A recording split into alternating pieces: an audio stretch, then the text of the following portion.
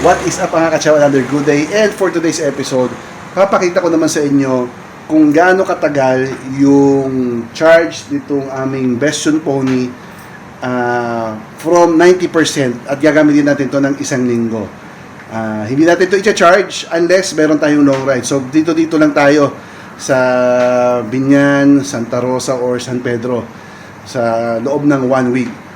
Right now, it's in 90%, kaka-charge ko kagabi. And tama-tama, araw-araw kasi kami aalis kasi merong McDo Kiddie Crew yung daughter ko. So, samahan nyo kami sa loob ng isang linggo. Isa-summarize ko na lang yung mga ating mga magagastos na energy. Let's go!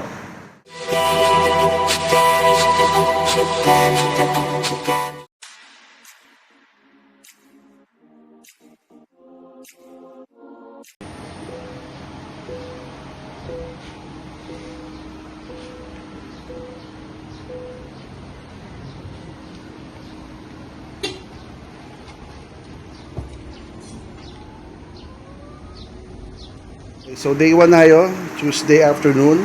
Apat ang sasakay ngayon sa atin. Yung youngest ko at yung magkikidi ko kung daughter Hayi at saka yung wife ko. Yeah. Let's go. Right now we're at 90%.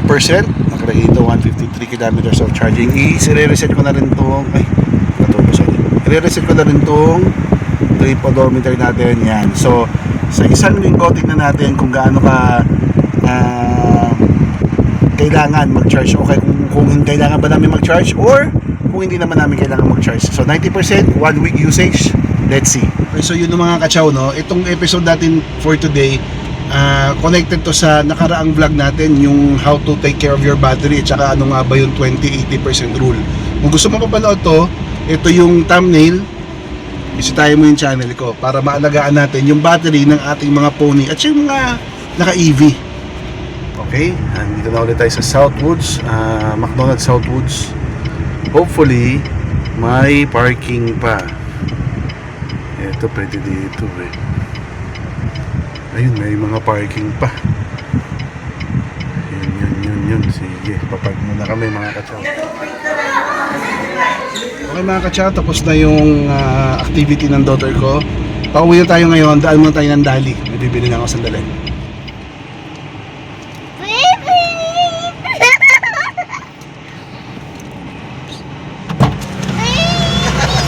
Maubusan ng paper bag yung Dali. Ito na. Ay, di pa na namin ilalagay. Loob naman dito sa gitna. Okay, so muna tayo. Let's go. Okay, magdadaan na tayo sa bahay. We're at 84%. Paparada na tayo. So, see you tomorrow mga kachaw para sa isa na namang araw. Day 2 mga kachaw. Let's go. Okay, day 2 mga kachaw. Day 2, it's a Wednesday afternoon. 84%. Dalawa lang kami ng daughter ko. Let's go to Southwoods again. So we're at McDonald's. Sana may parkingan. Uy, may nakita akong parking. Yay! So hindi tayo iikot. Yay! Thank you Lord. May parking kami. Can I see? Put it in the middle. Okay, once you're done, you'll get your mustard. Uwian na ng anak ko. It's 4 p.m. Uwi na muna tayo at tingnan natin kung may iba pa tayong lakad. Let's go. We're at home na. 78%. Tingnan natin kung may iba pa tayong lakad. Let's go. Day 3 mga kachaw. Samahan niyo kami ng daughter ko. Hello. Let's go. Third day, we're at 78%. Let's go. By the way mga kachaw, no, share ko lang. Itong aming araw-araw na dinadaanan is medyo pa-uphill. Medyo matarik po ito sa may bandang Southwoods. Ito. Yan. Matarik kuya, pag nababay ko mahirap-hirap yan. Pero kay Pony kayang-kaya. So yung papunta medyo matarik, yung pabalik naman medyo badayad naman na paahon. So nandito na tayo sa almost sa Southwoods McDo. Yan, nakikita nyo na. Ito yung medyo badayad na papaba naman or paakit pagpabalik pagpauwi. Alright, see you later. Southwoods. Thank you, drive safely! Ciao, pabalik na tayo pauwi na tayo. Tapos na yung kilig ng anak ko. Ito yung medyo badayad na dito na ang daan sa South Woods. Yung kanina, papunta natin, medyo matarik yun. Ito, banayad naman. Yan. So, dadaan tayo ng sandali sa O-Save. May bibili lang tayo. Kaya samahan niya kami. Let's go. We're approaching O-Save. Yan. May bibili lang tayo dito. Tinapay lang pang merienda. May iwan dito yung daughter ko. Papalamig lang siya. So, continuous yung andam ng ating e-bike. Hindi natin to i-off. Papark lang tayo sa dali. O-Save. Let's go.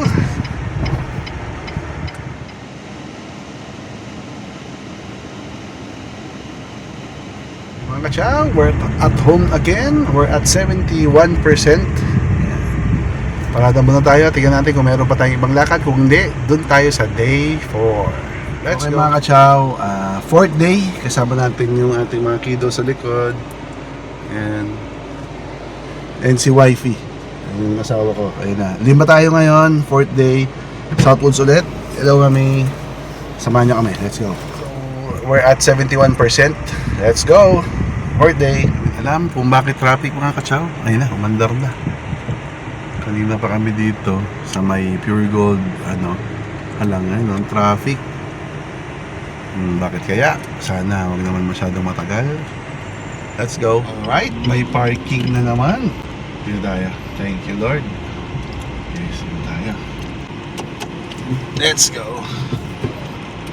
Parking at McDonald's.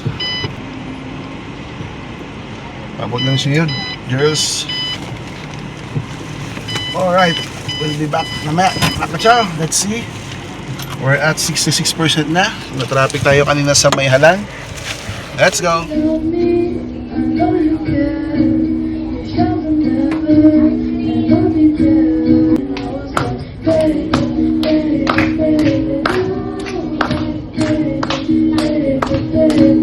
Makachaw, tapos na yung kiddie crew ng aking daughter.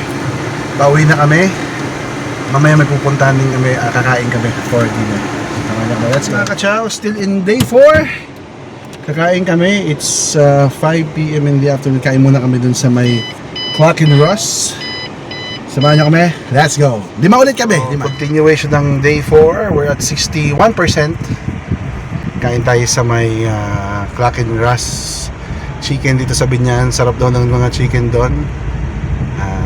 Samahan niyo kami, let's go. Medyo traffic, umalis tayo ng 5. It's already 5:35, 56% ang lao. Ang layo, malapit lang ito, 3 kilometers lang ito, pero napaka-traffic eh. Anyway, lapit naman na tayo, let's go. Atcha, nandito na kami sa Rockin' Ross.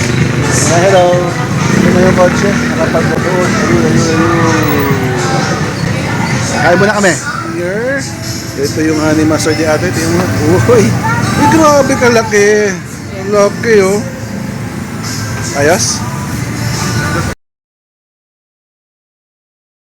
So yun na nga mga kachaw. Ano na, 6:17 na. We're at 55%. Yan, gabi na naka-headlight na tayo. Ayaw pa daw umuwi nitong mga mag-ina ko. Papasyal pa daw kami. Solve na solve yung kinain namin doon. Hanip, ang lalaki ng serving. Ang sarap din naman. Kahit pa paano, may libreng soft drinks pa. Russ, ano yan? Clock and Russ. Yan, dito sa Binyan. Okay, see you later. Okay, so we're home. Malamang end of day 4 na to. Unless mamaya may lakad pa. Tingnan natin. We're at 51%. Yan. So, see you again tomorrow. Yeah. Ciao. Day 5, Saturday, 2 o'clock in the afternoon. We're at 51%. Punta naman tayo sa SM Muntinlupa. Mabibili ng mga school shoes yung mga tao namin. Let's go!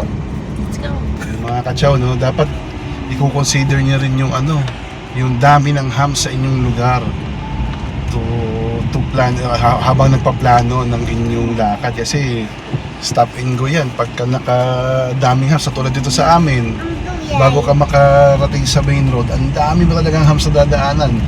Dahil naka-aircon kami, 5 kami, tulad ngayon pupunta kami sa SM Muntinlupa. Grabe hams dito sa amin, as in.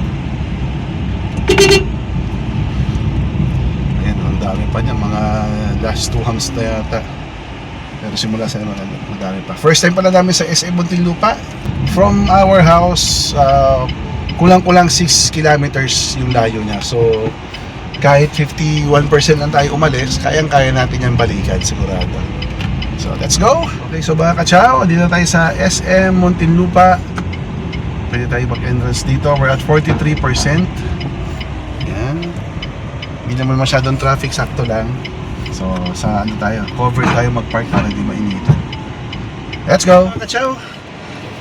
Tapos na tayo mamasyal dito sa SM Muntinlupa. Okay naman. Okay din for our, para sa aming first timers. Ngayon, lilipat tayo ng Robinsons San Pedro. Kasi yung isang anak ko lang yung nakabili. Ito po. Yung isang anak ko lang yung nakabili ng sapatos. Bibili pa kami para doon sa isa. So, let's go SM San Pedro!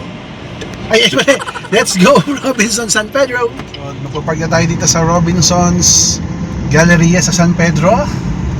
We're at 38%. So, sa next floor pa tayo, next level. Para siguradong meron. Okay, let's go mga kachaw. Okay mga kachaw. Wala din dito sapatos, so baba na muna tayo, ay uwi na muna tayo. Next time lang, baka kung hindi bukas sa next week. Tingnan natin, from Robinsons Mall, we're at 37%.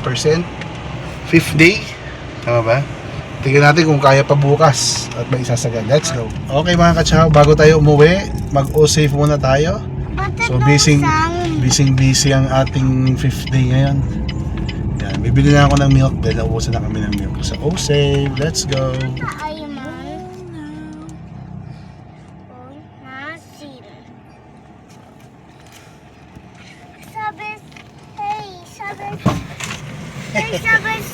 Sabi ayaman daw ito. Okay mga kachaw, we're home. Day 5 siguro. Ito na yung huli naming lakad sa araw na ito. Let's go. We are at 32%. Yung total of 47 na kilometers na natin. Saktong-sakto. Okay mga kachaw, no? 5 days. For 5 days na biyahe natin. From 90%, bumaba tayo ng 32%. So, parang mga 58% lang yung nagastos namin for 5 days. Tandaan nyo mga kachaw, araw-araw tayo bumiyahe. May matraffic na pagkakataon, ang daming hams, may mga paahon tayong dinadaanan, madalas lima kami ng family namin, at lagi naka-aircon. At hindi lang yon, naghihintay pa tayo ng walang patayan yung sasakyan tuwing may binibili ako something. So, yung 47 kilometers na yan, kapag gas ang gagamitin ko, for example, ice na kotse ang gagamitin ko, sa 90 pesos na lang kamo per liter na presyo ng gasolina. Kung 10 kilometers per liter ang aking sasakyan, so magkakarga ako ng 5 liters na kamo, 5 liters no, for the 5 days. Papatak siya na 450 pesos. So for 5 days. Sa 10 kilometers per liter yun na sasakyan na. Ito, ang charging time lang natin dito is kulang-kulang 5 hours lang. Wala pang 200 pesos yun mga kachaw. Kasi hindi ko naman sinagad ng 100%. So, kung sa tipid, mas matipid talaga. Mga kachaw, no? Since na-confirm ko na may malayo akong lakad tomorrow, chinarge ko na yung ating Bastion Pony para ready tayo bukas. So, sa 5 days na gamit natin from 90%, meron tayo natirang 31% to 32%. So, not bad. Mas matipid pa rin kaysa sa ice, given na 10 kilometers per liter yung city driving nung dati namin sasakyan, no? So kung nagustuhan nyo yung vlog natin for today, don't forget to subscribe to my channel, click the notification bell, and bigyan mo na rin ako ng thumbs up para makita mo pa yung iba't iba nating vlog tungkol sa ating Bastion Pony. So maraming salamat sa panonood mga ka-chow. Stay safe! Ciao!